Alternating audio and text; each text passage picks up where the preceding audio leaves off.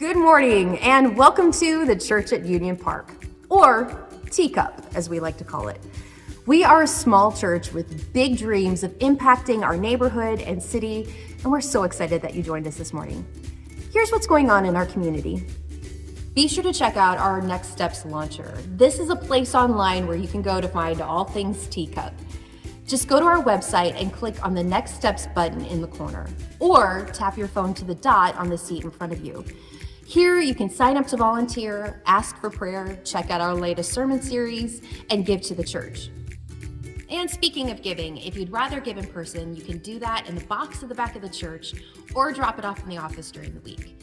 Your gifts not only help us keep the lights on, but it's allowing us to do amazing things in the community. So thank you. Our essential supply house downstairs is looking amazing. You know what? I'll just show you. This room has already helped several families in the area, and we're just getting started. Plus, it's allowed Pastor Josh to do one of his favorite things, connect with people he doesn't know. He's weird like that. If you would like to help, check out the welcome table and see what we could use for donations.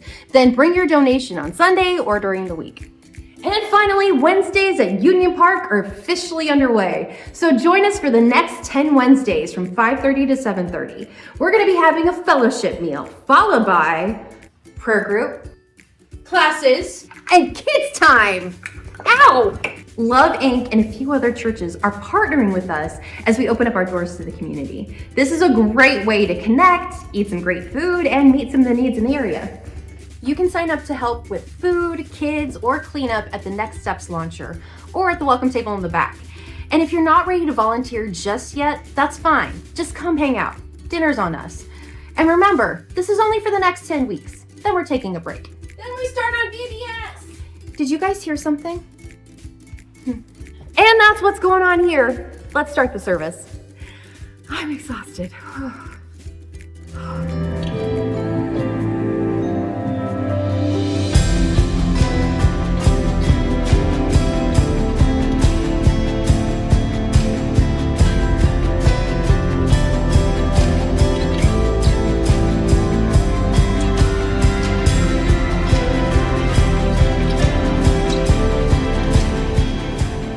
So something I've noticed when I walk with a family facing loss or struggle or crisis, the roughest day of that process is often not what you would expect. It's not the day of the funeral or the planning or the burial. Most often, it's actually a day or so after the burial. Family's gone home, documents are signed, everything's filed, all the calls are made, the letters are sent, and then the world moves forward.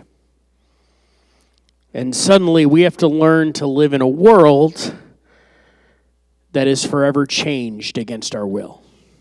Am I right? See, the moments after the hard thing are often the hardest. When the divorce is finalized, the job is gone, the relationship is over, the diagnosis has been confirmed, you are past the point of dread, the thing you were afraid of and were scared of for this whole time has happened, you're past that point, and now the adrenaline is gone. And you're standing in the rubble of what used to be, and you're asking yourself, what am I supposed to do now? And if we're honest, you have no idea.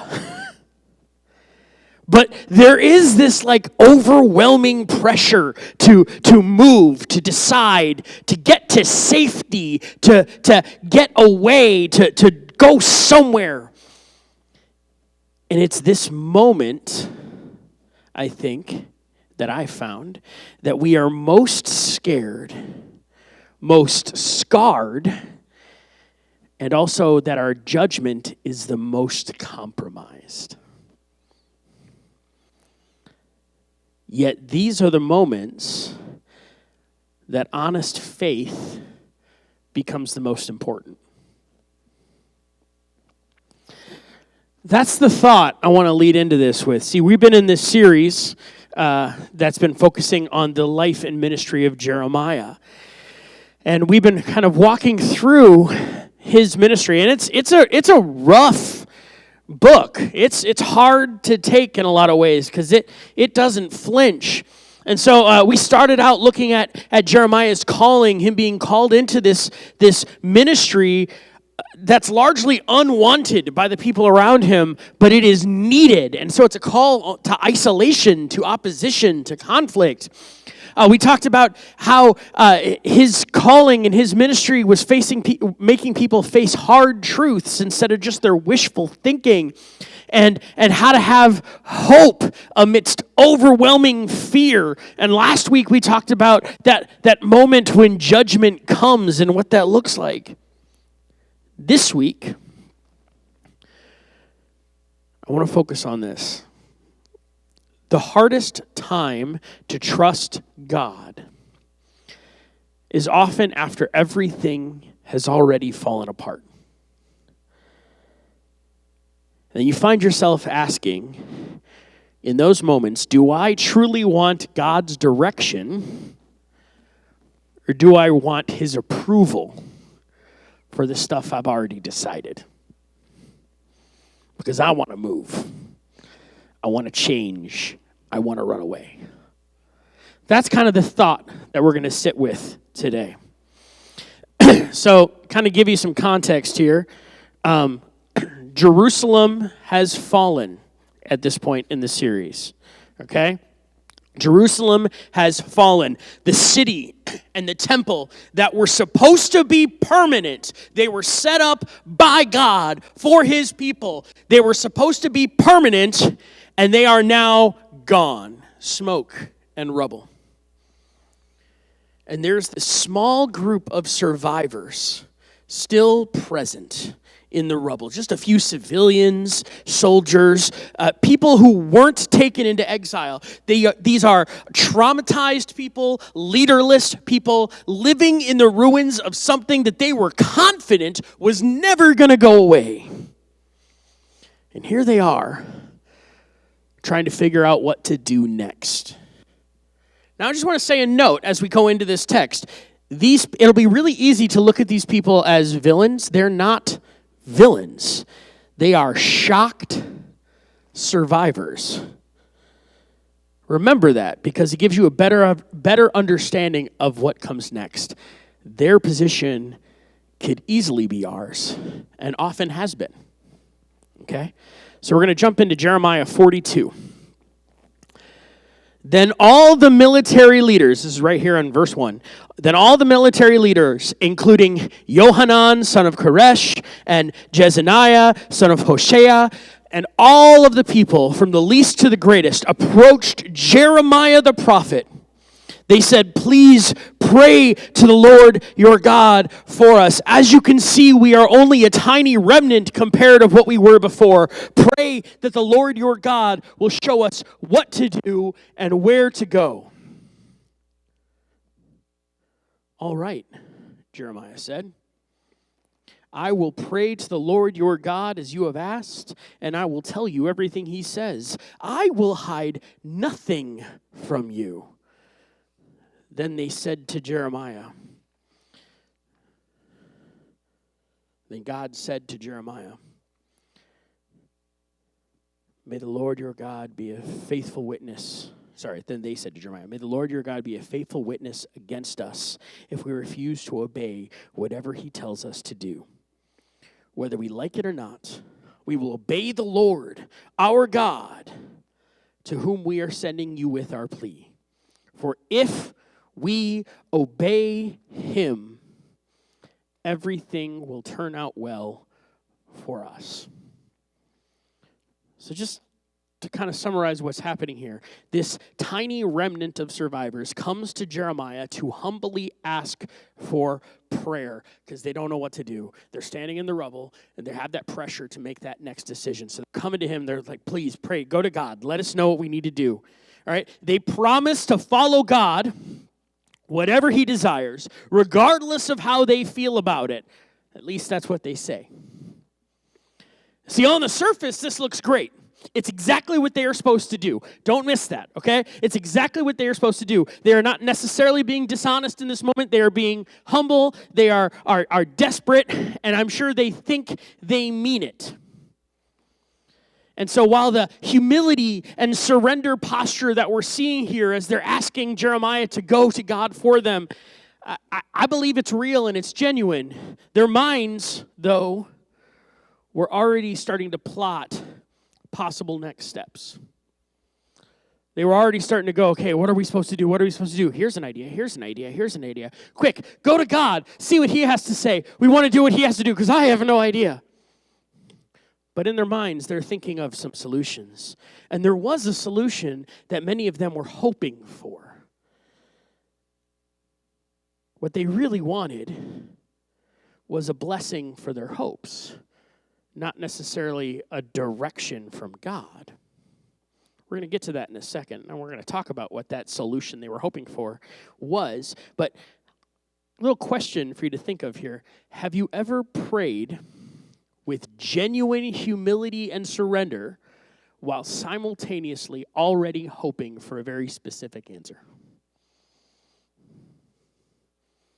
Like you say the things, you're in the surrender mode, but what you really want is for God to tell you to take that job, or to date that person, or to buy that car. Now, it's interesting to note, after they asked this, they waited 10 days for an answer. 10 days. All right? Now, keep in mind, when you are in desperate need of solutions, 10 days is long. That's almost 2 weeks. Okay? That's enough time to come up with your own answer and then begin living in that reality.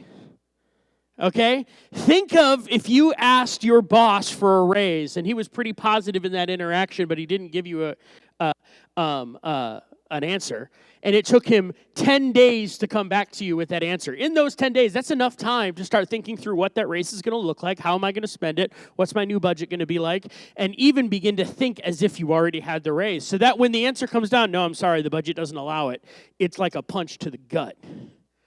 It's like a loss. That's what happened.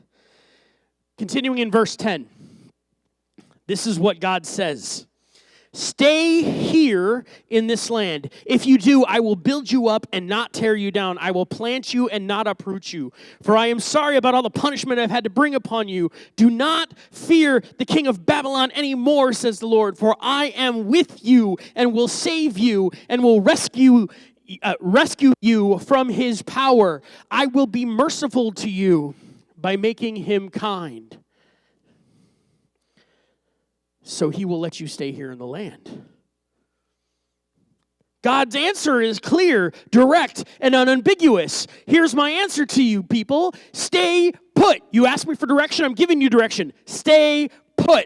I will protect you here in the ruins of your old life. Don't go anywhere. That's not what they wanted to hear.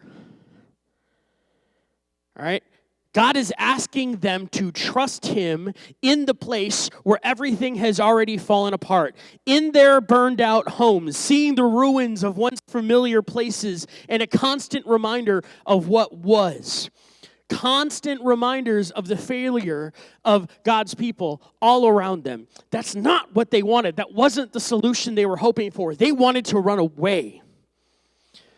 But here, God is not offering a comfortable answer. He is promising, though, to be there through it, to carry them through. Jeremiah goes on to say in this proclamation, he calls them to task. He's like, you guys are not being honest, though, when you've come to me to ask for prayer.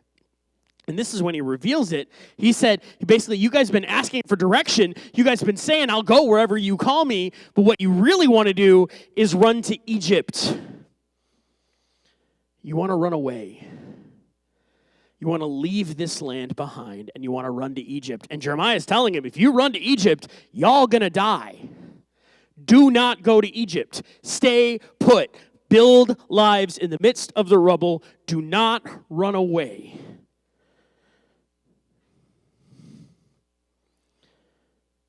He's saying the question may have been sincere, but in their minds, in their will, they had already decided what answer they wanted to hear. So that's what feeds into their response that we read in 43 at the very beginning of the next chapter.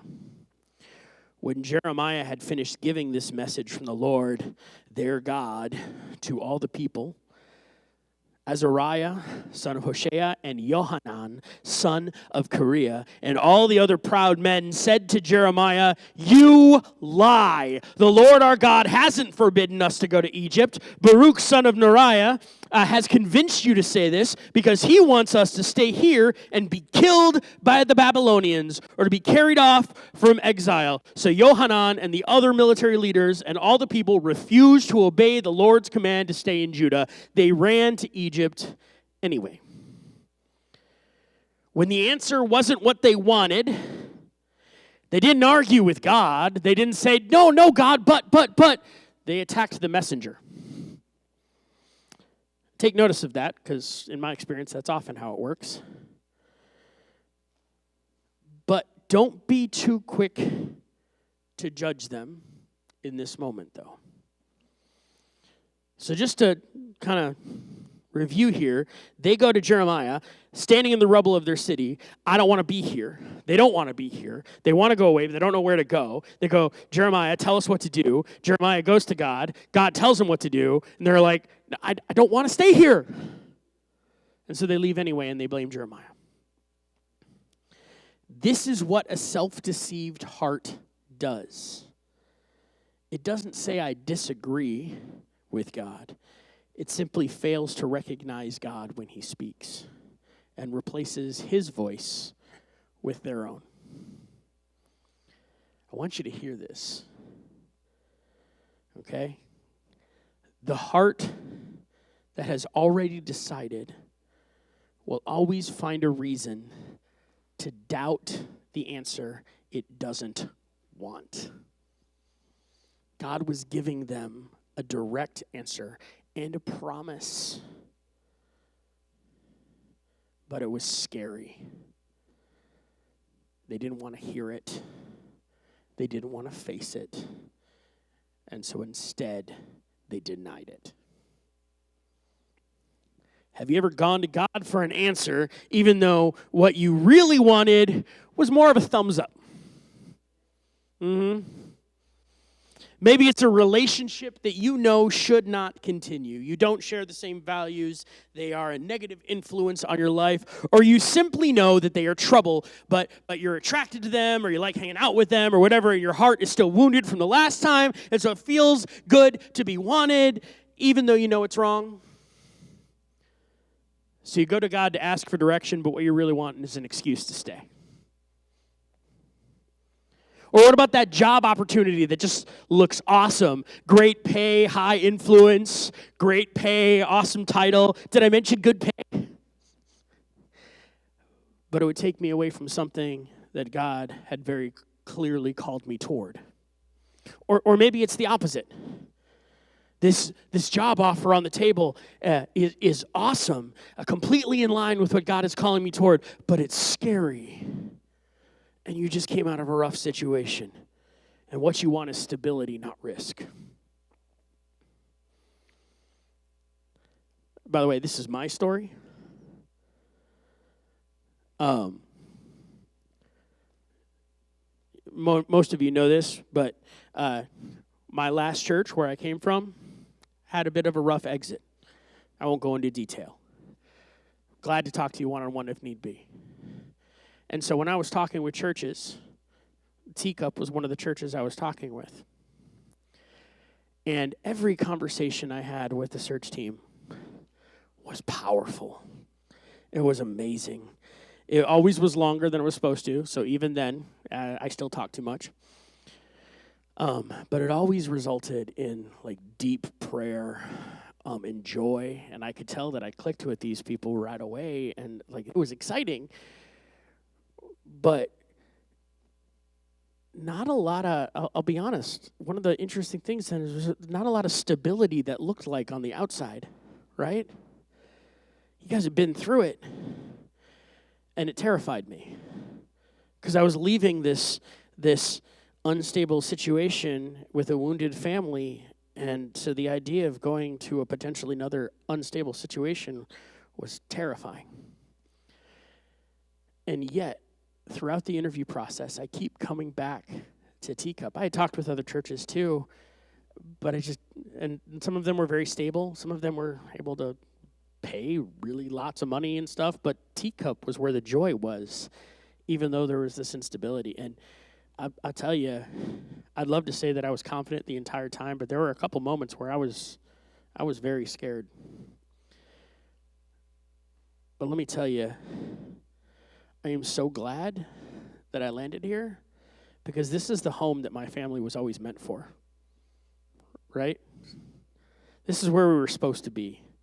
I've never felt more at home than I have here in Des Moines and here at Teacup. This is my church. This is the church that I was always meant to serve in.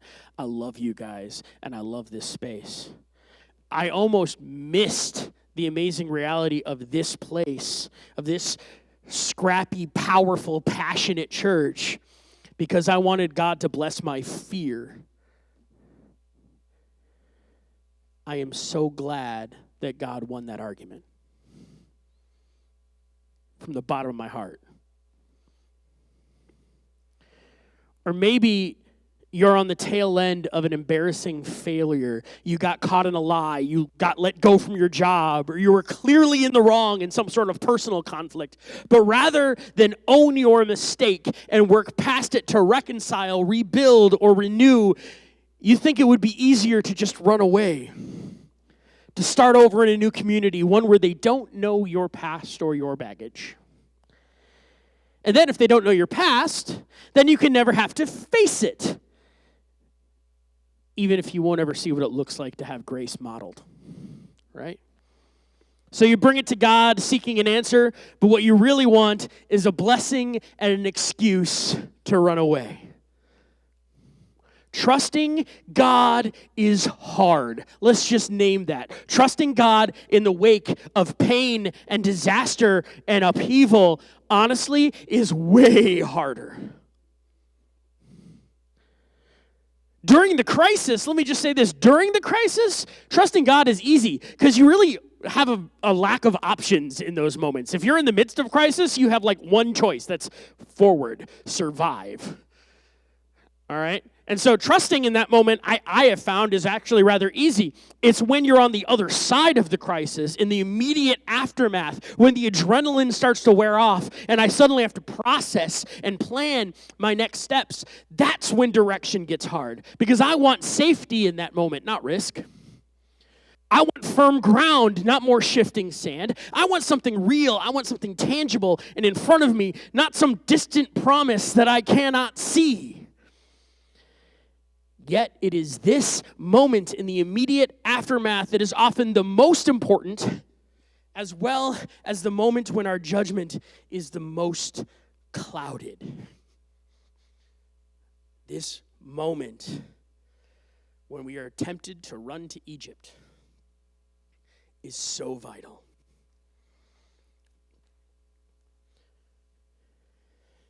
But let's skip ahead, because we don't live in the Old Testament, Jerusalem.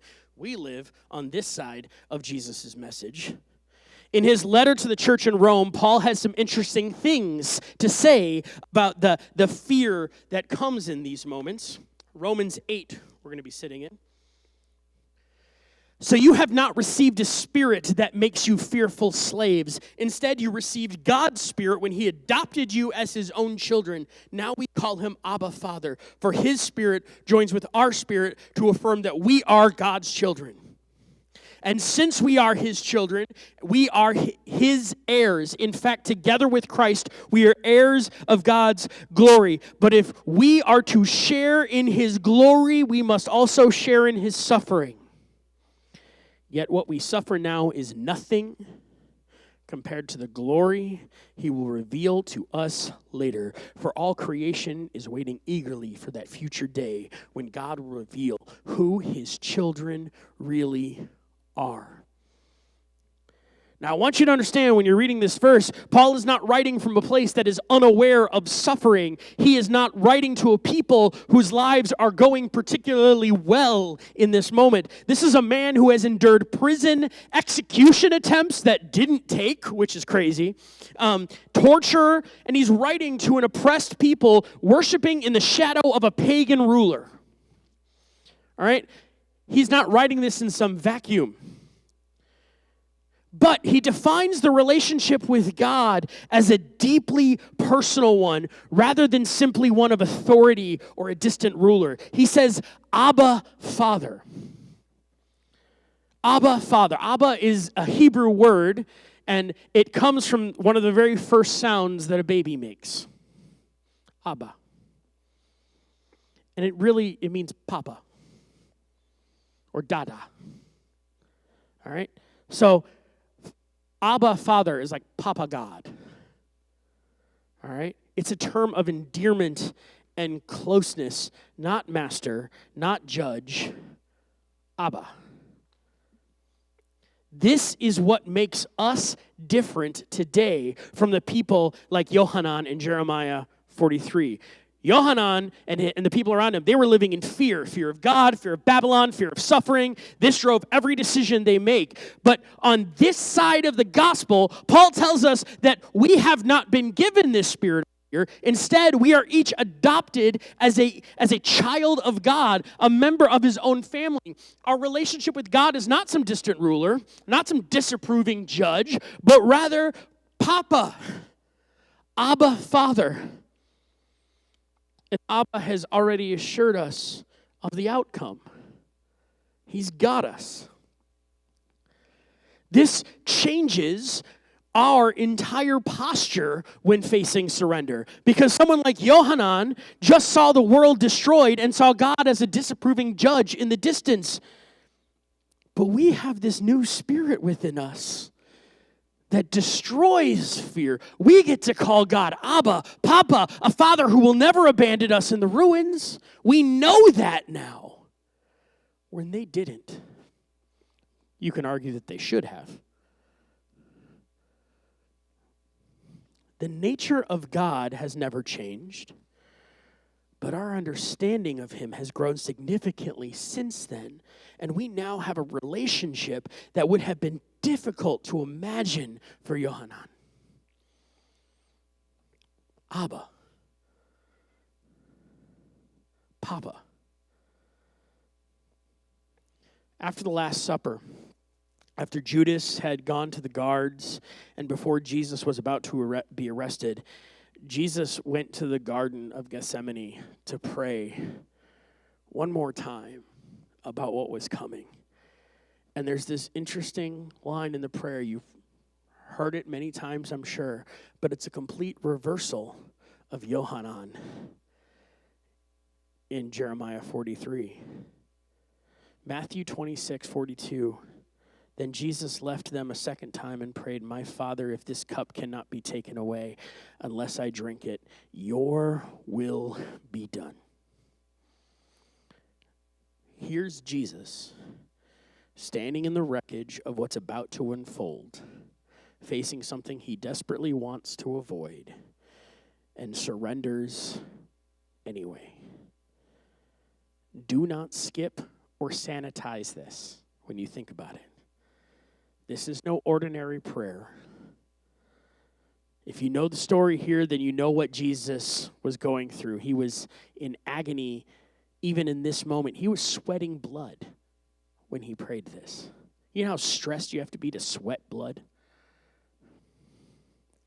The anguish is real. The cost is real. Do not diminish or sanitize that away.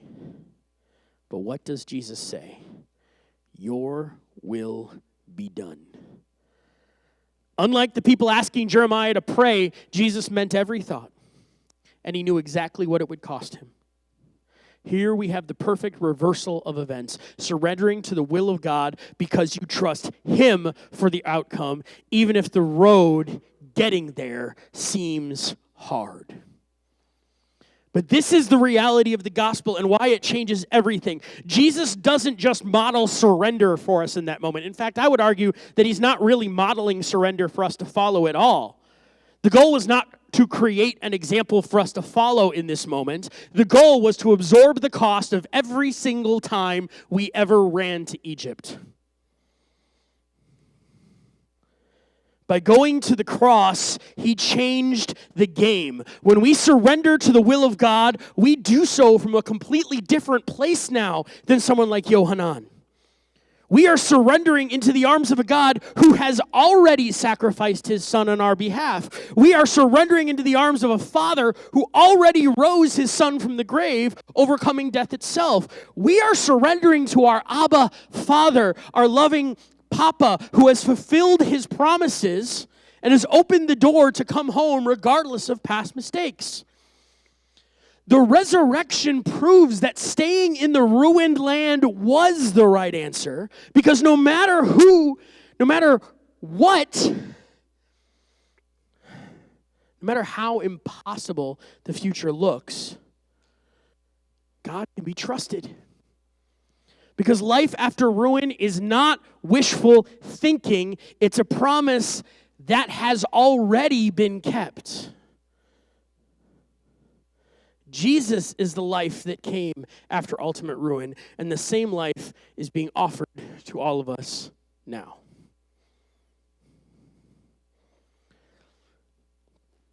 They prayed the right words, but their will was already decided.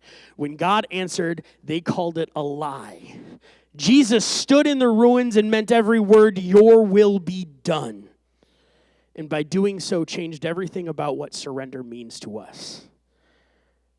We don't surrender now hoping it simply works out. We surrender knowing He already proves that it does. So it's likely that somebody here is standing in their own ruins right now. Probably is. Maybe those ruins are fresh and the wounds are still open and bleeding, or maybe it's been a while. But the rubble around you is real, and there is pressure right now to move, pressure to grab at something that makes sense, pressure to run to your own Egypt. And you may have prayed about it, even genuinely prayed about it. You may have waited, but you have this strong idea of what you want the answer to be. And let me tell you, that answer is that desire is clouding what God is actually telling you. So I'm not here to tell you what to do, but rather I will ask you this question. Are you coming to God? Are you bringing God an open hand, ready to receive His direction, to guide your steps? Or are you coming with a closed fist, looking for a thumbs up to what you already want to do? Because that posture means everything. Because of Jesus, you do not need to be afraid of the outcome. You can come with the open hand and trust. And if you need to surrender something today, a decision, a direction, a plan that you've been holding on to, do so. Not because you have to, not because pastor is telling you to, but because you have a Father who has already proven that He can be trusted with it. Yohanan and his tiny remnant went to Egypt. They sought an answer from God, but were too consumed by fear and exhaustion to receive what He said. You're different. You still have a chance to go where God is planting you, even if that is right here, no matter how scary it looks. And in those moments, "Your will be done" are 4 words that will likely be the most powerful thing you can say. Let's pray. Dear Father, I have my desires, I have my wants, I have my agendas, I have my plans. None of it means anything. Your will be done, not mine. Your will. God, if you're calling me to face uncertain futures, you've already proven that your promises can be trusted. Right now, if there's anybody in this room or anybody hearing my voice online or whatever they're standing in their ruins and they have a predetermined decision that's clouding their hearing of your voice, God, I pray that they're able to release that they lay it at your feet, and that they can trust you, they can sacrifice that answer, that direction, and instead submit to your will. We live on this side of your Son. And because of that, we have a new promise and a new life. We don't have to live in fear. Rather, we can look to the fact that you have seen everything, all the ends, and have provided hope in every circumstance. You know what is best, even if it doesn't look like it in the moment. Let us remember your promise and surrender fully to your will, not our own. In Jesus' name, amen.